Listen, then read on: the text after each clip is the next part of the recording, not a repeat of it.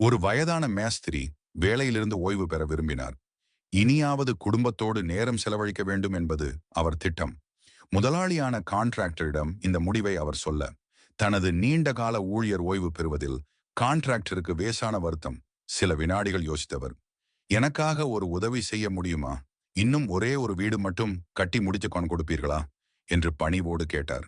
மேஸ்திரி அதற்கு சம்மதித்து பணியை தொடங்கிவிட்டாலும் அவரால் முழு ஈடுபாட்டோடு அந்த பணியில் கவனம் செலுத்த முடியவில்லை. ஏதோ ஒரு பொருளை பயன்படுத்தி, ஏதோ ஒரு வடிவமைப்பில் ஏனோ தானோவென்று வீடு கட்டினார். வேலையிலிருந்தே ஓய்வு பெறப் போகிறோம், இனி இந்த வீட்டை ஒழுங்காக கட்டினால் மட்டும் என்ன கிடைத்துவிடப் போகிறது என்கிற அலட்சிய மனப்பாங்கு. வேலை எல்லாம் முழுமையாக முடிந்த பிறகு அந்த வீட்டை பார்வையிட வந்தார் முதலாளி. வாசலிலேயே வரவேற்ற மேஸ்திரியிடம் சந்தோஷமாக அந்த வீட்டுச் சாவியை எடுத்து நீட்டினார். இந்தாருங்கள், இந்த வீடு உங்களுக்கான என் அன்பு பரிசு, எங்கள் நிறுவனத்தில் இத்தனை நாள் வேலை செய்ததற்கான வெகுமதி என்றார் முதலாளி. மேஸ்திரிக்கு முகத்தில் யாடவில்லை. ஸ்மாவுசோ, என்ன கொடுமை இது!